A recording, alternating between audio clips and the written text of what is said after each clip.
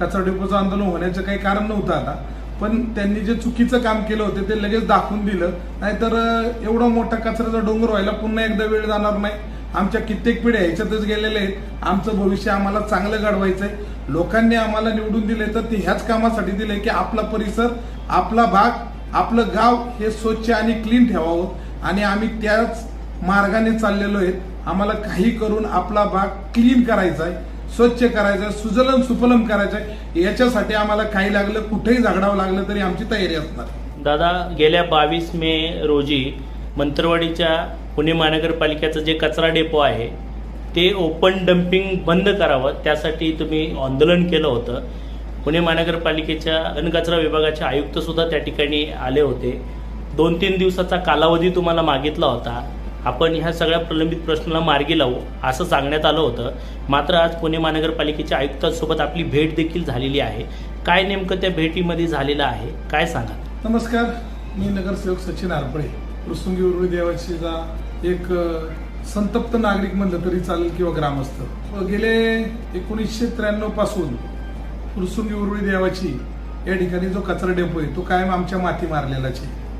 तो सर्वांना माहितीच आहे. आता जे ओपन डम्पिंग बंद केलं होतं त्यांनी, मागचा आमचा एक जुन्या जाणते जे आमचे जुने नेते होते त्या सगळ्यांनी मिळून, सगळ्या ग्रामस्थांनी मिळून ओपन डम्पिंग बंद केलं होतं. पण त्यांनी ज्यावेळेस नगर परिषद झाली ना, आमच्याकडे 2-4 सर्वे नंबर त्यांनी त्यांच्याकडे घेतले. त्यांनी आता एवढ्या 15 दिवसामध्ये ओपन डम्पिंग चालू केलं होतं. ते ओपन डम्पिंग आमच्या लक्षात आणल्यानंतर आम्ही त्यांना वारंवार पत्र व्यवहार केला, तरीही ते त्याला तयार नव्हते. मग आम्हाला 22 मे रोजी आंदोलनाचा इशारा करावा लागला. 22 तारखेला जे आंदोलन केलं त्यास त्यांनी आम्हाला लेखी उत्तर दिलं होतं की आयुक्त साहेब बाहेर आहेत, तर आल्यानंतर तुमची लगेच एक तात्काळ मीटिंग लावतो आयुक्त साहेबांबरोबर, आणि आयुक्त साहेब कचरा डेपोवर येऊन पाहणी करतील.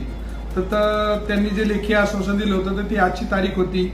आज आम्ही पुणे महानगरपालिका या ठिकाणी आयुक्त साहेबांच्या दालनामध्ये जी मीटिंग झाली, त्या मीटिंगमध्ये आमच्या ज्या प्रामुख्याने मागण्या होत्या त्या त्यांनी मान्य केलेल्या आहेत. त्याच्यात महत्वाची मागणी होती ओपन डम्पिंग 100% बंद करायचं, तर त्यांनी ते बंद केलेलं आहे. आणि जे ओपन डम्पिंग केलंय त्याचा 10 दिवसामध्ये आम्ही निचरा करून टाकतो, तिथं काही ठेवणार नाही असं आश्वासन लेखी दिलेलं आहे. त्याच्यानंतर महत्वाचं होतं की बायोमायनिंग करायला आमचा विरोध नाहीये. 4 नाही 10 कंपन्या तिथं आणा आणि बायोमायनिंग करून तो जो जुना पडलेला कचरा आहे तो काढून टाका, आमचा त्याला विरोध नाहीये. महत्वाचा विरोध आहे की जे शास्त्रशुद्ध पद्धतीने करायला पाहिजे ते करत नाहीये. कारण जे बायोमायनिंगचे त्यांनी प्रकल्प टाकल्यात, आजूबाजूच्या 200 मीटरवर घर आहेत, मग तिथं लोक राहत नाहीयेत का? त्यांना श्वसनाचे त्रास होणार नाहीयेत का? त्यांचं आरोग्य धोक्यात येणार नाहीये का? हे आमच्या लक्षात आल्यानंतर आम्ही त्यांना हे लक्षात आणून दिलं की ह्याच्यामुळं हे बायोमायनिंगची जी प्रक्रिया चालू आहे ती चुकीची चालू आहे. ती चांगल्या पद्धतीने अद्ययावत करून ती चांगल्या पद्धतीने करा. तुम्ही 4 कंपन्या करा, नाही तर 10 कंपन्यांनी करा, तर तुमचा प्रश्न आहे. आमच्या आरोग्याला हानी झाली पाहिजे नाही, हा महत्वाची एक ती मागणी होती. ती सुद्धा त्यांनी मान्य केली. आणि जे बायोमायनिंगचे आता प्रकल्प चालू आहेत त्यांनी तात्पुरती त्याला स्थगिती दिलेली आहे की त्याची आम्ही पाहणी करू, योग्य रीतीने चालू आणि शास्त्रशुद्ध पद्धतीने तुमच्या नागरिकांना कसलाही त्रास होणार नाही अशी एक त्यांनी आयुक्त साहेबांनी आम्हाला ग्वाही दिली. ते सुद्धा लेखी दिलेली आहे.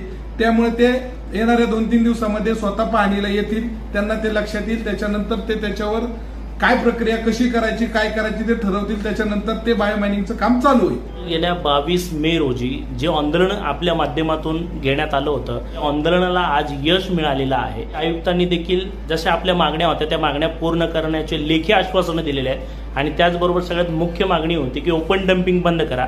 तो सुद्धा ओपन डम्पिंग आजपासून बंद करण्यात आलेला आहे. तुमच्या आंदोलनाला यश मिळालं आहे, कसं वाटतं तुम्हाला? खरोखरच आज फुरसुंगी आणि उरुळी देवाचे ग्रामस्थ म्हणून खरंच आनंदच वाटेल. कारण खूप वर्षांनी आंदोलन झालं.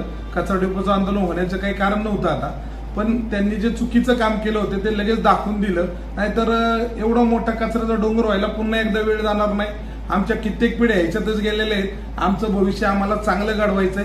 लोकांनी आम्हाला निवडून दिले तर ते ह्याच कामासाठी दिले की आपला परिसर, आपला भाग, आपलं गाव हे स्वच्छ आणि क्लीन ठेवावं, आणि आम्ही त्याच मार्गाने चाललेलो आहेत. आम्हाला काही करून आपला भाग क्लीन करायचा आहे, स्वच्छ करायचं आहे, सुजलम सुफलम करायचं आहे. याच्यासाठी आम्हाला काही लागलं, कुठेही झगडावं लागलं तरी आमची तयारी असणार.